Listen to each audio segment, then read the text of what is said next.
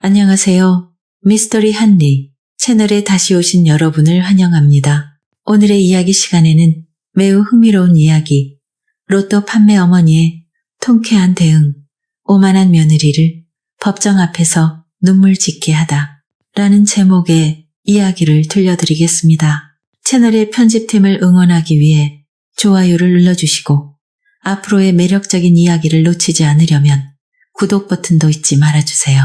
이 이야기는 부유한 집안의 딸이 가난한 남자와 결혼했지만 시어머니를 비롯한 남편의 가정을 멸시하며 심지어 시어머니를 집에서 쫓아내는 냉혹한 선택을 한 이야기입니다. 그녀는 자신이 똑똑하고 고상하며 모든 것을 결정할 권리가 있다고 믿었지만 그 오만함이 결국 그녀에게 가장 소중한 것을 잃게 만들었습니다. 잃고 나서야 자신의 잘못을 깨닫게 되는 것들이 있죠. 도심의 화려한 빌라, 하나하나 엄선된 벽돌과 고급 수익 가구로 꾸며진 그곳에서 대성건설그룹의 외동딸 수지는 상류층에서도 주목받는 결혼식을 준비하고 있었습니다. 수지는 마치 그림 같은 미모와 해외 명문대 우수 졸업장을 가진 현대적이고 재능 있으며 자존감 넘치는 여성의 표상이었죠. 하지만 그 화려한 외면 뒤에는 계층에 대한 뿌리 깊은 편견이 자리 잡고 있었습니다. 성공한 사람은 동등한 사람과 어울려야 한다는 신념을 가진 그녀가 서부 농촌 출신의 가난한 가정에서 자란 온화한 교량 엔지니어 민호와 결혼하기로 한 결정은 많은 이들을 놀라게 했습니다. 민호의 어머니 은숙은 로또 판매로 생계를 이어가는 햇볕과 바람에 구부정한 몸을 가진 여성이었죠. 수진의 친구 지원은 이를 듣고 미간을 찌푸리며 물었습니다. 진짜야? 시골 출신 엔지니어라고? 수진은 완벽한 화장 뒤로 경멸 섞인 미소를 지으며 답했습니다. 민호는 잘생기고 공부도 잘했고 착하잖아. 내가 그 가난한 논밭까지 같이 시집가는 것도 아닌데. 지원은 뭐라 더 말하려 했지만 한숨만 내쉬었습니다. 수지는 부와 명예 속에서 자라며 자신이 우월하다고 믿었습니다. 민호는 안전하고 통제하기 쉬운 선택이었고 부모님이 원하는 얌전한 이미지를 완성하기에 적합했죠. 민호가 수진 집에 인사하러 왔을 때 그는 단정한 셔츠와 바지를 입고 예의 바르게 인사했지만 수진의 어머니 혜진은 민호의 낡은 구두를 보고 눈살을 찌푸렸습니다. 식사 후 혜진은 수진을 따로 불러 차갑게 말했습니다. 진짜 저런 사람과 결혼할 거니? 결혼은 그 사람의 가문까지 받아들이는 거야. 로또 파는 노인하고 어울릴 수 있겠어? 수진은 한숨을 쉬며 소파에 기대며 말했습니다. 민호는 착하고 바람 안 피워요. 결혼하면 제가 잘 바꿀게요. 그 촌스러운 집안은 돈 몇 푼 보내면 끝이에요. 혜진은 입술을 굳게 다물었지만 결국 마지못해 고개를 끄덕였습니다. 결혼식은 5성급 호텔에서 성대하게 치러졌고 어깨에 거물들이 모였습니다. 모두 수진의 미모에 감탄했지만 소박한 신랑 민호를 보고 놀란 이들도 많았죠. 결혼식 후 차 안에서 수진은 창밖을 보며 차갑게 말했습니다. 언제 어머니를 도시에 데려올 건가요? 민호는 살짝 놀라며 답했습니다. 어머니는 시골 생활에 익숙하시고 우리를 방해하고 싶지 않다고 하셨어. 수지는 곁눈질로 쳐다보며 말했습니다. 그럼 다행이네요. 저는 촌스러운 것들이랑 안 맞아요. 민호는 핸들을 꽉 쥐었고 마음이 무거워졌습니다. 그는 아내가 자신의 가족을 받아들이지 않는다는 걸 알았지만 시간이 그녀를 바꿀 거라 희망했습니다. 몇 주 후 민호는 비 오는 계절에 관절염으로 고생하는 어머니를 위해 돈을 보내고 싶다고 조심스레 제안했습니다. 수지는 즉시 날카롭게 반응했습니다. 결혼한 지 얼마 안 됐는데 벌써 돈 보낸다고? 당신 대기업 사장도 아니잖아. 그녀는 자리에서 일어나며 목소리를 높였습니다. 당신 돈은 이제 우리 둘의 돈이에요. 효도하고 싶으면 재정 분리하세요. 나를 곤란하게 하지 말고. 민호는 말없이 고개를 숙였습니다.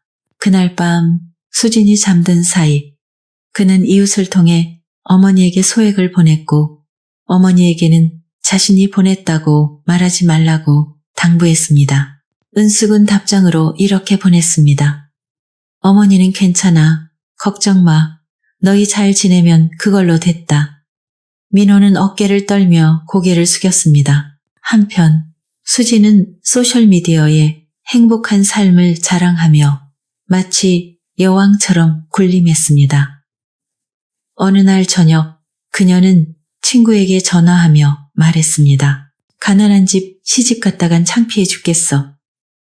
다행히 결혼하고 나서 정리됐지. 그 시골 사람들만 끊어내면 끝이야. 문 밖에서 민호는 조용히 발걸음을 돌렸고 그의 눈은 피로로 퀭했습니다. 그날 저녁 민호는 주말에 어머니를 보러 가자고 제안했습니다. 수지는 눈썹을 찌푸리며 물었습니다. 시골? 그게 어디야? 빈탄. 도시에서 100km쯤 떨어진 곳이야. 어머니 혼자 계시는데 몇 달째 못 갔어. 수지는 먼지와 논밭, 허름한 집을 떠올리며 잠시 생각했지만 결국 고개를 끄덕였습니다. 단지 가난한 시어머니의 얼굴을 보고 싶었을 뿐이죠.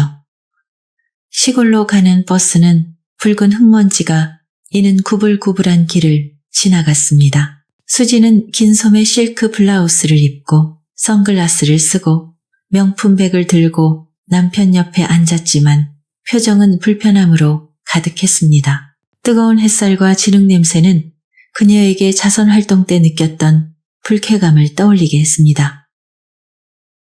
곧 도착해요? 그녀가 초조하게 물었습니다. 민호는 미소를 지으며 황금빛 논을 바라보며 답했습니다. 곧이야. 반 킬로미터 정도 남았어. 예전보다 많이 나아졌어. 진흙탕은 아니야. 수지는 코웃음을 치며 말했습니다. 시골은 시골이지 도시랑 비교할 수 있나.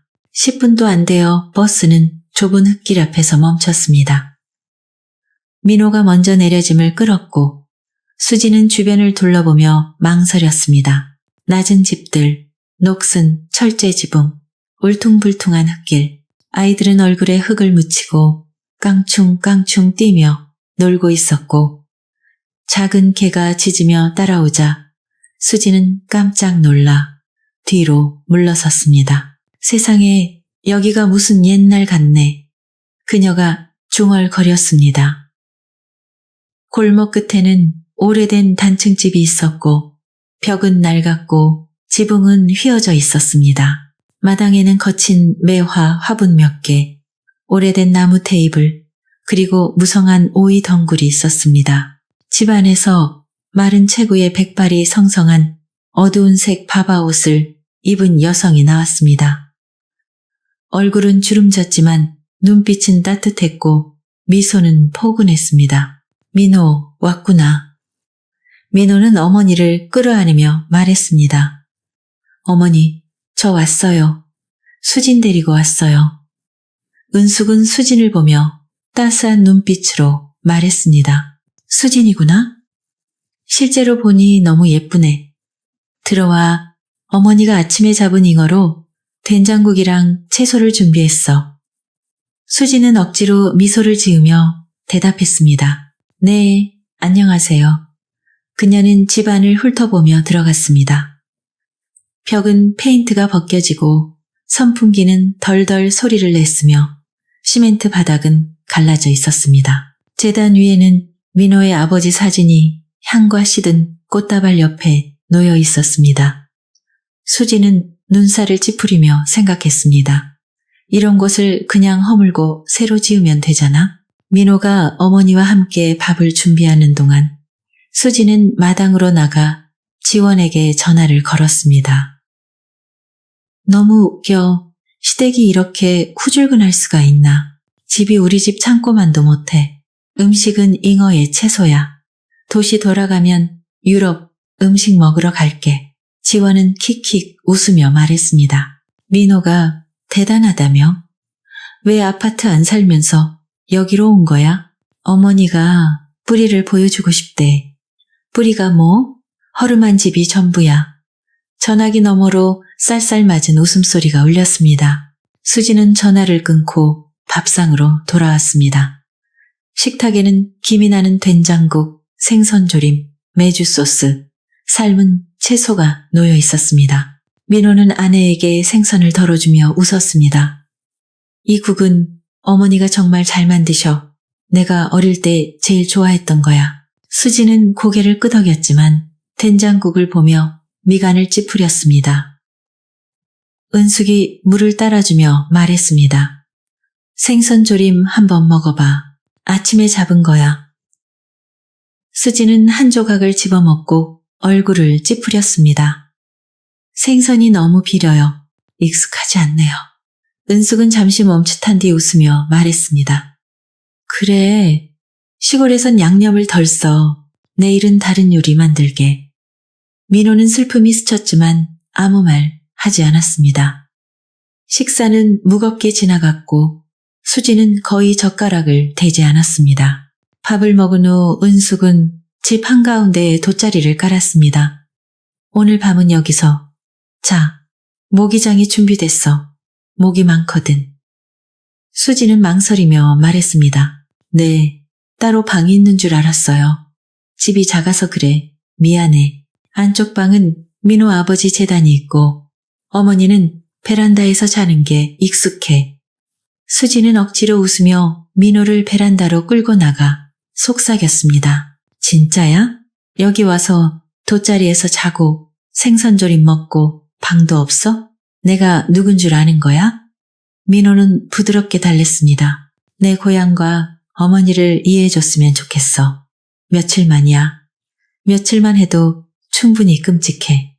수지는 그의 손을 뿌리치며 얼굴을 굳혔습니다. 다음 날 아침 은숙은 일찍 일어나 땅콩 찰밥을 준비했습니다. 그녀는 밥을 내밀며 조용히 말했습니다. 수진아, 아침 먹어. 어젯밤 잘 잤어? 수지는 나른하게 일어나 바나나 잎에 쌓인 찰밥을 보며 말했습니다. 여기 빵이나 우유 없어요? 시장에 있긴 한데 아침엔 안 팔아. 배고프지 않게 찰밥 만들었어. 수지는 마지못해 찰밥을 열어보며 얼굴을 찌푸렸습니다. 찰밥이 너무 끈적여서 손에 다 붙네요. 은숙은 여전히 웃으며 말했습니다. 시골에선 이렇게 먹는 게 좋아. 익숙해지면 맛있을 거야. 아니면 나중에 빵 사 먹어도 돼. 분위기가 가라앉았고 민호가 들어오며 부드럽게 말했습니다. 다음에 어머니를 도시에 모셔서 며칠 쉬게 하자. 수지는 비웃으며 말했습니다. 어머니가 도시에 오면 어디서 지내? 시내 한복판에서. 잘 생각해봐. 민호는 아내를 보며 눈에 슬픔이 스쳤지만 침묵했습니다. 그날 오후 수지는 짐을 챙기며 말했습니다. 내일 일찍 돌아가자. 스파 예약이랑 어머니랑 회의 있어. 은숙은 아들을 보며 눈에 슬픔을 담고 말했습니다. 이틀 만에 가는 거야? 민호는 미안한 표정으로 답했습니다. 도시에서 일이 많아요. 다음에 어머니 모셔올게요. 은숙은 고개를 끄덕이며 억지로 웃었습니다. 그래, 다음에 사이공다리 구경시켜줘. 도시로 돌아가는 버스 안에서 수지는 팔짱을 끼고 침묵했습니다. 창밖으로 논밭이 멀어지며 그녀가 거부하려 했던 뿌리도 점점 멀어졌습니다. 2주도 안 돼요. 은숙은 짐을 싸들고 아들을 만나러 사이공으로 올라왔습니다. 그녀의 손에는 달걀, 말린 생선, 집에서 만든 된장, 항아리가 든 비닐봉지가 들려 있었습니다. 대리석 복도를 천천히 걸으며 그녀는 자부심과 설렘으로 눈을 빛냈습니다. 민호가 대단해. 이렇게 멋진 집에서 살고 예쁜 아내를 얻었어. 내가 꿈도 못 꿨지. 문이 열리자 부드러운 실크 잠옷을 입고 가볍게 화장한 수진이 나타났습니다. 은숙을 보자 예의 바른 미소를 지었지만 낡은 플라스틱 슬리퍼와 구깃된 바바옷을 보며 눈을 찡그렸습니다. 어머니, 올라오시면서 미리 말씀 안 하셨어요? 은숙은 멈칫하며 수줍게 웃었습니다. 너희 보러 왔지. 민호한테 전화했더니 그냥 오라던데. 시골 특산물 좀 가져왔어.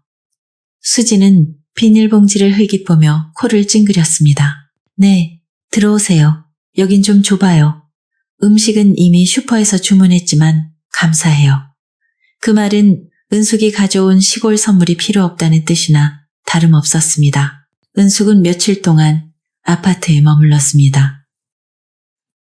첫날 그녀는 허리를 숙이고 바닥을 닦고 세탁기를 두고도 손빨래를 했습니다. 수지는 그녀를 말렸습니다. 그 기계 망가져요. 제가 할게요. 어머니는 연세 드셨으니 쉬세요. 하지만 은숙은 가만히 있는 법이 없었습니다. 매일 아침 일찍 근처 시장에 가서 채소와 생선을 사와 따뜻한 밥을 차렸습니다. 수진아, 오늘은 박속 고기국이랑 생선조림했어. 시골에선 이렇게 먹지. 수진은 립스틱을 바르며 건성으로 대답했습니다. 네, 한번 먹어볼게요. 하지만 그녀는 밥 몇 숟가락만 먹고 얼굴을 찡그렸습니다. 생선이 너무 짜요. 박은 쓴데요. 저흰 담백한 거 먹는 게 익숙해요. 은숙은 웃으며 고개를 끄덕였습니다. 그래, 어머니가 잘 몰랐네. 내일 다른 거 만들게. 그녀에게 친숙했던 주방은 이제 어색한 공간이 됐습니다. 고급 냄비와 반짝이는 칼, 레스토랑처럼 정리된 양념통은 그녀의 마른 손을 낯설게 만들었습니다. 한 번은 국을 끓이던 중 수진이 들어와 얼굴을 찡그렸습니다. 이 냄비로 요리했어요? 이거 300만 원 넘는 거예요. 잘못 쓰면 코팅 다 망가져요. 은숙은 깜짝 놀라 불을 끄며 말했습니다. 미안해. 어머니가 몰랐어.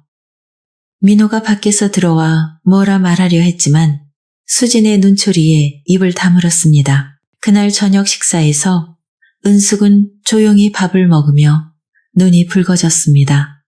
사흘째 되는 날 수진은 쇼핑을 핑계로 은숙을 데리고 나갔습니다. 그녀는 대형 쇼핑몰로 어머니를 데려가 세련된 옷 몇 벌을 골랐습니다. 모두 밝은 색의 고급 실크로 은숙의 햇볕에 그을린 피부와 마른 체구에는 어울리지 않는 옷들이었죠. 어머니, 이거 입어보세요. 도시에선 바바옷 안 입어요. 제가 선물할게요. 은숙은 어색하게 옷을 입고 나왔습니다. 보라색 드레스는 그녀에게 너무 꽉 끼고 깊은 네크라인은 어색했습니다. 수지는 입을 가리며 킥킥 웃었습니다. 이 드레스 왜 이렇게 어색하지? 다른 거로 바꿀게요. 쇼핑이 끝난 후 은숙이 목욕하는 사이 수지는 그녀의 낡은 바바옷을 쓰레기 봉투에 넣었습니다. 방에 향수를 뿌리며 중얼거렸습니다. 촌스러운 냄새 컬렉션이네. 이렇게 살면 내 이미지 다 망가져. 그날 밤 은숙은 옷장에서 잠옷을 찾지 못해 물었습니다. 민호야, 어머니 바바옷 어디 갔니? 민호는 곤란한 표정으로 거실을 흘깃보며 말했습니다. 아내가 옷장 정리한 것 같아요. 물어볼게요. 은숙은 고개를 끄덕이고 더 묻지 않았습니다. 그날 밤 그녀는 민호의 낡은 셔츠를 입고 잠을 잤습니다. 셔츠는 헐레지만 깨끗했고 그녀는 잠을 이루지 못했습니다. 다음 날 아침 은숙은 새벽 5시에 일어나 민호가 어릴 때 좋아했던 쌀국수를 준비했습니다. 식탁에 차리자 수진이 하품하며 나와 말했습니다. 이거 끓이셨어요? 냄새가 좀 강하네요. 다른 거 주문할게요. 은숙은 슬픈 눈빛으로 고개를 끄덕였습니다. 1시간 뒤 배달원이 샐러드, 버터빵, 원두커피를 가져왔습니다. 수지는 신나게 말했습니다. 이렇게 깔끔하고 편리하죠. 어머니, 익숙하지 않으면 제가 따로 챙길게요. 은숙은 조용히 쌀국수를 치우고 조금 먹은 뒤 남은 것을 버렸습니다. 싱크대에서 눈물이 물과 섞여 흘렀습니다. 그날 밤 민호는 발코니에 앉아 깊은 생각에 잠겼습니다. 수진이 뒤에서 그의 어깨를 감싸며 말했습니다. 내가 어머니한테 잘한 거지? 민호는 뒤돌아보지 않고 조용히 말했습니다. 너도 알잖아. 어머니가 나 때문에 평생 고생하셨어. 조금만 참아줄래? 수지는 입을 삐죽이며 말했습니다. 이 정도면 충분히 참은 거야. 나는 너랑 결혼한 거지. 가난이랑 결혼한 거 아니야. 고마워해야 할 건 너야. 민호는 아내를 보며 눈에 분노가 스쳤지만 고개를 숙이고 침묵했습니다. 이틀 뒤 은숙은 짐을 싸서 시골로 돌아갈 준비를 했습니다. 떠나기 전 그녀는 작은 꾸러미를 테이블에 놓았습니다. 여기 민호가 좋아하는 말린 생선이랑 된장이야. 내일 데워서 밥이랑 먹어. 수지는 대답 없이 손을 닦고 고개를 끄덕였습니다. 민호는 어머니를 차까지 배웅했습니다. 차에 오르기 전 은숙은 아들의 손을 잡으며 말했습니다. 어머니는 괜찮아. 신혼부부가 같이 살면 시간이 필요하지. 누구도 원망 안 해. 너희 행복하면 그걸로 됐어. 민호는 어머니를 꼭 안으며 말문이 막혔습니다. 그의 가슴은 평생을 헌신한 어머니가 눈물을 삼키며 낡은 집으로 돌아가는 모습에 아픔으로 가득 찼습니다. 다음 날 아침 햇살이 커튼 사이로 스며들며 고급 아파트를 비췄습니다. 수지는 소파에 앉아 디톡스 차를 마시며 끊임없이 핸드폰을 들여다봤습니다. 민호가 방에서 나오며 물었습니다. 오늘 일찍 어딜 가? 스파 갔다가 엄마랑 회의. 수지는 화면에서 눈을 떼지 않고 대답했습니다. 민호는 물을 따르며 어머니에게 전화하려 했지만 수진이 막았습니다. 또 시골에 전화하려고? 왜 자꾸 거기 전화해? 민호는 침착하게 대답했습니다. 어머니가 연세 드셔서 혼자 사셔. 그냥 안부 묻는 거야. 안부? 매주 전화하고 돈도 이웃통에 보내잖아. 내가 모를 줄 알아? 수진이 날카롭게 말했습니다. 민호는 놀라며 잠시 침묵한 뒤 천천히 말했습니다. 어머니가 직접 받으시진 않아. 약값이랑 밥값 좀 도와드리려는 거야. 수지는 차를 내려놓으며 목소리를 높였습니다. 잘 생각해. 매달 얼마 보내는 거야. 우리 가족을 밖에서 얼마나 많은 사람이 주시하는지 알아? 시골에서 미신 믿는 로또 파는 할머니가 아들이 부잣집 딸이랑 결혼했다고 떠들고 다니면 체면이 뭐가 되겠어? 어머니가 누구한테 뭐라고 한 적 없어. 난 그냥 민호의 말이 끝나기 전에 수진이 끊었습니다. 내 남편이 되려면 우선순위를 알아야 해. 나는 너랑 결혼한 거지. 너희 가난한 집안이랑 결혼한 거 아니야. 그 말은 민호의 가슴을 때리는 듯 했습니다. 그는 멍한 눈으로 아내를 보며 침묵했습니다. 그날 밤 차가운 저녁 식사 후 수지는 식탁에 앉아 민호 앞에 서류 더미를 내밀었습니다. 여기 호적 이전 서류야. 서명해. 민호는 서류를 들며 아내를 쳐다봤습니다. 수진이 단호히 말했습니다. 내 집으로 호적 옮겨. 이 아파트는 우리 엄마 이름으로 되어 있어. 여기 살면서 서류도 정리해야 나중에 절차가 편해. 민호는 잠시 생각하며 말했습니다. 하지만 어머니 호적은 아직 시골에 있고 혼자 사셔. 수지는 차갑게 쏘아보며 말했습니다. 그렇기 때문에 끊어야지. 어머니가 자립하도록 해야지. 어머니가 의지하면 너는 또 마음 약해져서 돈을 보내겠지. 민호는 대답 없이 펜을 들고 서류를 보며 조용히 서명했습니다. 집안을 평온하게 유지하기 위해 그는 말을 삼켰습니다. 며칠 후 수지는 민호에게 전화번호를 바꾸라고 요구했습니다. 왜? 민호가 피곤한 목소리로 물었습니다. 너 원래 번호는 시골에서도 다 알아. 새 이미지를 위해 깔끔하고 전문적인 번호가 필요해. 새 번호는 회사에서 준비했어. 필요할 때 전화하면 되지만 어머니가 회사로 전화하는 건 그만둬. 지난번 회의 중에 어머니가 점술 얘기하려고 3번이나 전화했어. 머리 아파. 민호는 목이 메며 침묵했습니다. 그는 그날 어머니가 민호야, 꿈에서 네가 사거리에서 서 있는 걸 봤어. 너무 걱정돼서 전화했어. 라고 말하려 했던 걸 떠올렸습니다. 그는 회의 중이라 전화를 받지 못했고 어머니는 바쁜 거 알아. 시간 나면 전화해라는 문자를 남겼습니다. 그날 밤 수지는 민호의 기존 번호를 차단하고 은행 계좌 비밀번호를 모두 바꿔 자신이 OTP를 관리하게 했습니다. 가족은 비밀이 없는 거야 라고 그녀는 말했습니다. 민호는 자신의 결혼 생활에서 낯선 사람처럼 느껴졌습니다. 일주일이 지나 은숙은 전화도 연결되지 않고 문자도 답이 없었습니다. 그녀는 이웃의 전화기를 빌려 전화했습니다. 미숙 씨, 민호 번호 좀 확인해봐. 며칠째 연락이 안 돼. 미숙이 전화하자 몇 초 뒤 끊겼습니다. 번호 바뀐 것 같아요. 은숙은 현관 앞에 멍하니 앉아 낡은 전화기를 꼭 쥐었습니다. 더 이상 전화벨이 울리지 않고 익숙한 문자도 오지 않았습니다. 어머니, 밥 잘 챙겨 드세요. 잘 주무셨어요. 돈 보냈어요. 병원 가세요.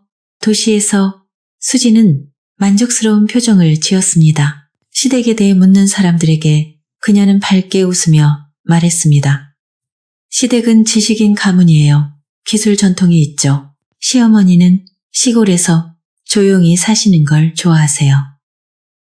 그녀는 완벽한 가정을 그렸지만 진짜 시어머니는 그녀의 소개에서 점점 멀어져 갔습니다. 어느 날 저녁 민호는 발코니에 앉아 바람을 맞았습니다. 어린 시절 어머니가 홍수 속에서 그를 업고 학교에 갔던 기억, 햇볕 냄새가 나는 머리카락, 로또 사세요 라는 쉰 목소리가 떠올랐습니다. 고급 아파트는 갑자기 차갑게 느껴졌습니다. 안쪽에서 수지는 화장품 라이브 방송을 하고 있었습니다. 스튜디오 조명이 환히 빛나고 그녀의 목소리는 또렷했습니다. 저는 힘든 환경에서 태어났지만 노력과 올바른 방향으로 오늘의 모든 걸 이뤘어요. 민호는 문 뒤에 서서 조용히 들었습니다. 힘든 환경이라니 그를 공부시키기 위해 로또를 팔고 밤새 열병을 간호했던 어머니야말로 진짜 힘들었죠. 하지만 그는 여전히 침묵했습니다. 그는 선택했고 그 인내의 대가는 가족과 명예 사이에 갈라진 틈이었습니다. 밤이 깊어 수지는 방송을 마치고 화장을 지우며 소파에 몸을 던졌습니다. 1시간 만에 수천 뷰와 수백 주문을 달성한 그녀는 만족스러웠습니다. 성공은 그녀 손안에 있었습니다. 민호는 사무실에서 나와 전화기를 들여다봤습니다. 매주 어머니와 통화하던 시간이었습니다. 번호를 바꾸고 통제당하면서 어머니와의 연락은 사치가 됐습니다.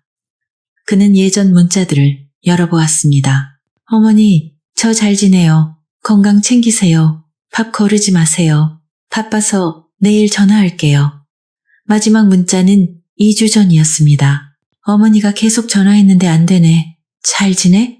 어머니가 보고 싶어. 민호는 전화기를 꽉 쥐고 유리문 옆에 주저앉았습니다. 도로의 불빛이 그의 눈에 반사되었습니다. 그는 송금 앱을 열어 이웃 미숙에게 돈을 보냈습니다. 어머니 약값에 써주세요. 제가 보냈다고 하지 마세요. 시골의 은숙집은 어두웠습니다. 마당의 전구는 깜빡였고 주방에서 그녀는 혼자 차가운 밥상에 앉아 있었습니다.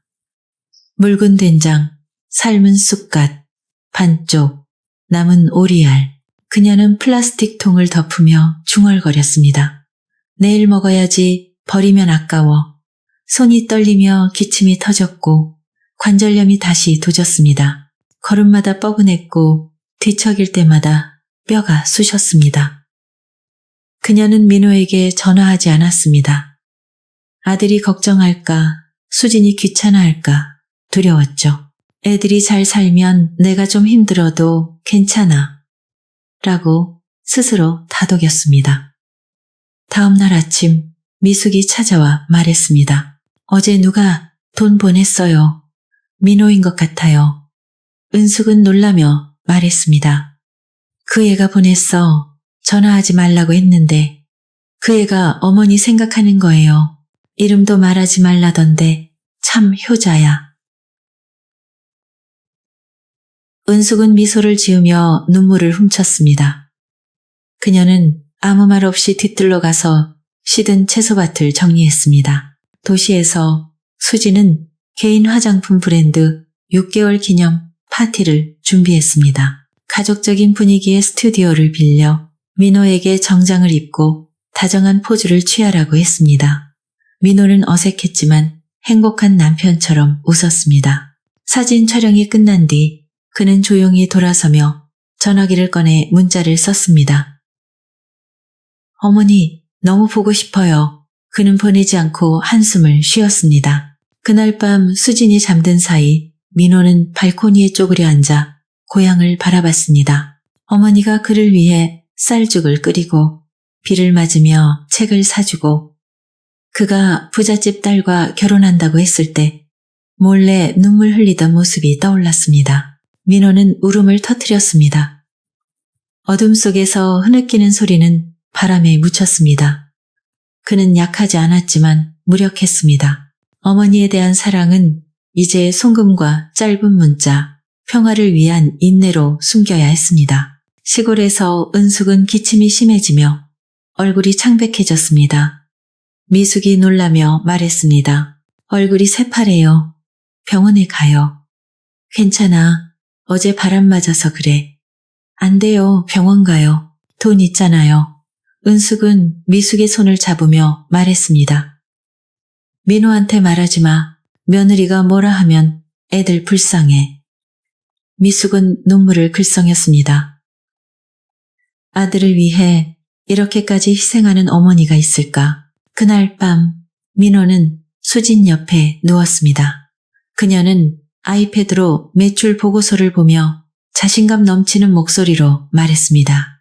이번 달은 가족 이미지 덕분에 20% 성장했어. 깨끗한 이미지가 중요하다니까. 민호는 천장을 보며 조용히 물었습니다. 어머니가 아프시면 어쩔 건지 생각해봤어? 응급실 부르면 되지. 뭐가 문제야? 수지는 화면에서 눈을 떼지 않고 대답했습니다. 만약 어머니가 돌아가시면 후회할까? 수지는 얼굴을 찌푸리며 말했습니다. 왜 그런 불길한 소리래? 어머니, 오래 사셔. 걱정 마.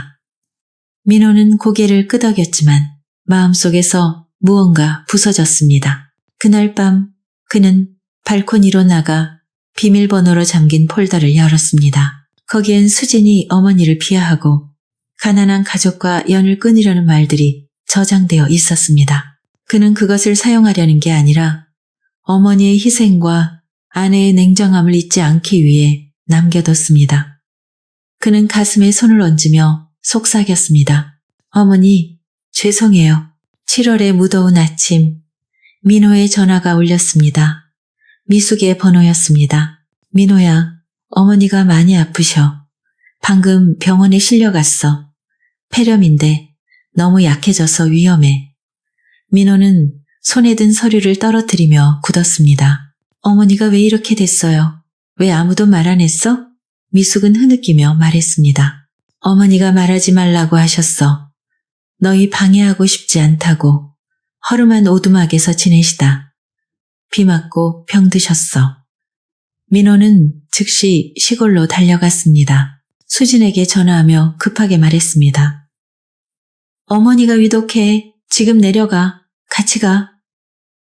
수진은 회의 중이라 차갑게 답했습니다. 너 혼자 가. 나 바빠. 나중에 알려줘. 민호는 전화기를 주며 무력감을 느꼈습니다. 작은 병원에서 소독약 냄새가 진동했습니다. 민호는 어머니가 산소 호흡기를 낀 채 창백한 얼굴로 누워있는 모습을 보았습니다. 그는 어머니의 손을 잡으며 눈물을 흘렸습니다. 어머니, 저예요. 정신 차리세요. 은숙은 눈을 뜨며 힘겹게 말했습니다. 민호, 왔구나. 괜찮아. 걱정 마. 민호는 어머니를 끌어안으며 흐느꼈습니다. 왜 저한테 말 안 했어요? 왜 이렇게 되도록 놔뒀어요? 은숙은 희미하게 웃으며 그의 손을 잡았습니다. 너희 방해하고 싶지 않았어. 이렇게 사는 것도 충분해. 민호는 자신을 자책하며 자신의 침묵이 어머니를 이렇게 만들었다고 생각했습니다. 의사는 심각한 표정으로 말했습니다. 폐렴이 심하고 오래된 영양실조와 관절염이 있어요.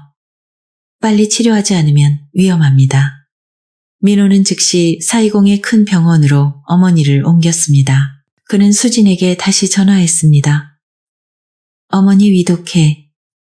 큰 병원으로 옮겼어. 도와줘. 수진은 한숨을 쉬며 말했습니다. 너 알아서 해. 비용은 너 혼자 내. 나한테 떠넘기지 마. 민호는 더 다투지 않고 어머니를 살리기 위해 모든 걸 바쳤습니다. 420의 병원에서 은숙은 중환자실에 입원했습니다. 민호는 복도에 앉아 눈이 퀭했습니다. 그는 수진에게 전화하지 않았습니다. 그녀의 차가운 말이 더 아플까 두려웠죠. 다음 날 오후 수진이 병원에 나타났습니다. 정장 차림의 무표정한 얼굴로 물었습니다. 어머니 괜찮아? 민호는 고개를 끄덕였습니다. 이제 안정됐어.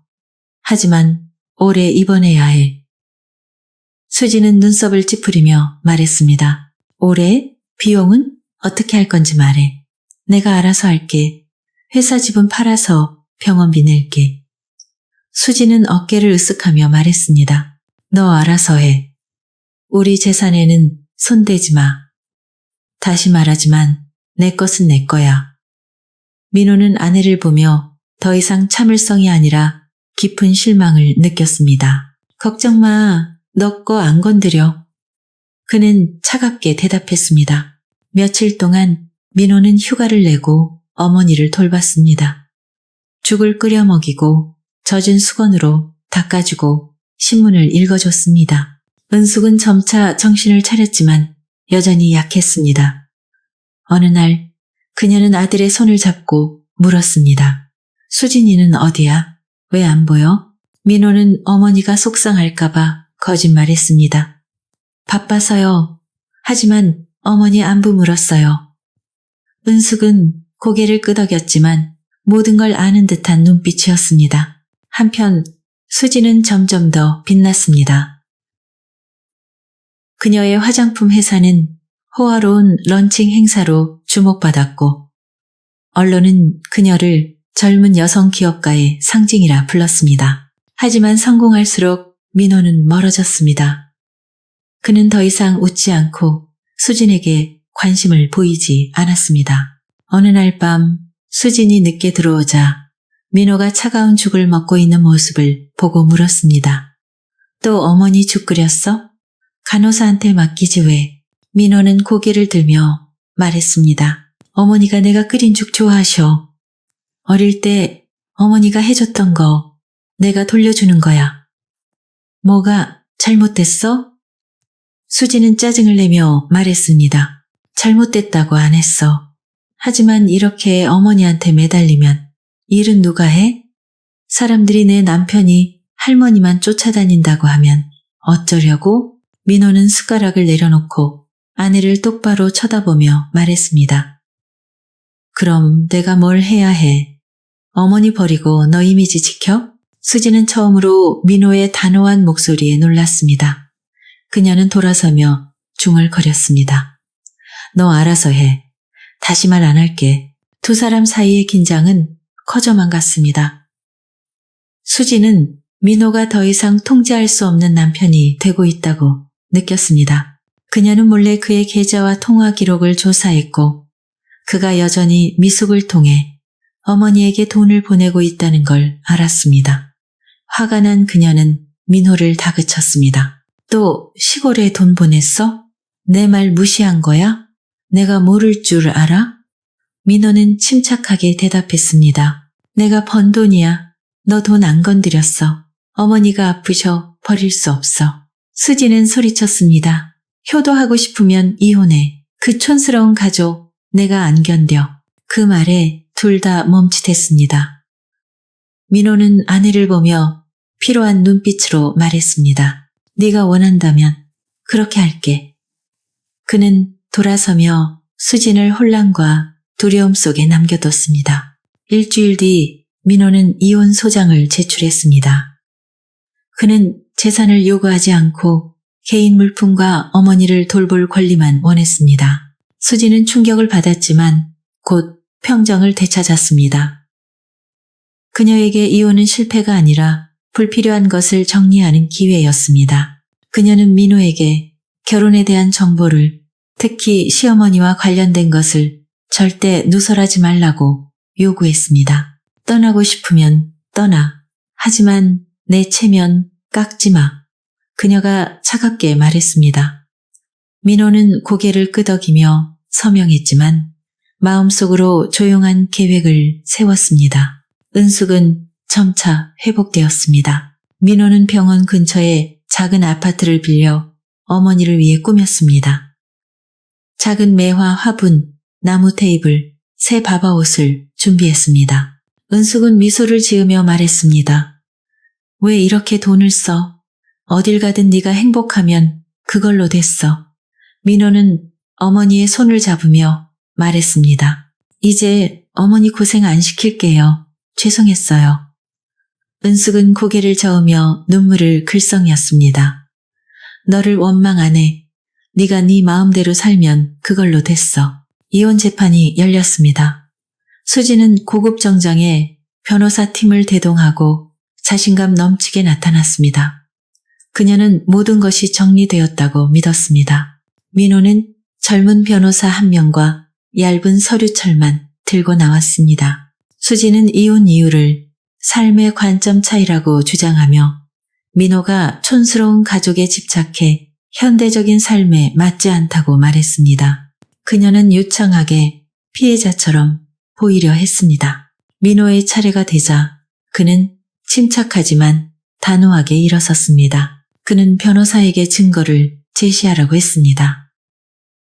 녹음 파일이 재생되었습니다. 수진의 차가운 목소리가 울렸습니다. 나는 너랑 결혼한 거지. 너희 가난한 집안이랑 결혼한 거 아니야. 어머니가 서명해 우리 일이 편해지게. 또 다른 파일에서는 제사 날의 말이 나왔습니다. 가난하면서 제사까지 요란하게 해. 마을 사람들이 몰려와서 밥이나 먹어. 촌스럽기 짝이 없어. 법정은 조용해졌습니다. 수지는 얼굴이 하얗게 질렸고 손이 떨렸습니다. 판사는 엄중히 물었습니다. 이 말들에 대해 설명하세요. 수지는 더듬거리며 말했습니다. 화가 나서 한 말이에요. 누구를 모욕하려던 게 아니에요. 하지만 방청객들의 눈빛은 분노로 가득했습니다. 민호는 멈추지 않았습니다. 그는 어머니에게 몰래 보낸 송금 내역, 병원비 영수증, 수진이 은숙을 속여 서명하게 한 동의서를 제출했습니다. 재산을 원하는 게 아닙니다. 민호는 분명히 말했습니다. 어머니가 부당한 대우를 받고 신뢰를 이용당하고 가난한 출신 때문에 제 삶에서 밀려났다는 걸 법정이 알아주길 바랍니다. 수지는 자리에서 일어나 소리쳤습니다. 거짓말이야. 내가 어머니를 챙겼어.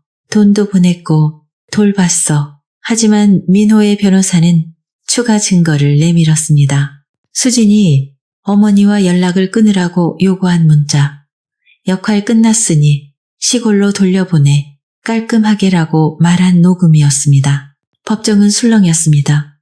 판사는 침묵을 요구했습니다. 수지는 창백한 얼굴로 앉았고 그녀의 오만함은 사라졌습니다. 방청석의 혜진은 고개를 들지 못했습니다. 민호는 이어 말했습니다. 저는 그녀를 망가뜨리고 싶지 않습니다. 어머니가 존중받고 남은 삶을 모욕 없이 살길 바랄 뿐입니다.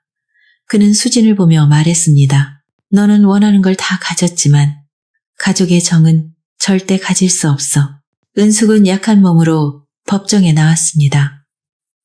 보라색 바바옷을 입고 손수건을 쥔 그녀는 마지막 자리에서 조용히 말했습니다. 저는 아무것도 다투고 싶지 않아요. 아들이 자기 마음대로 사는 게 전부예요. 수진이 원망하네. 앞으로 남을 아프게 하지 말고 잘 살아. 그 소박한 말은 수진의 가슴을 찔렀습니다.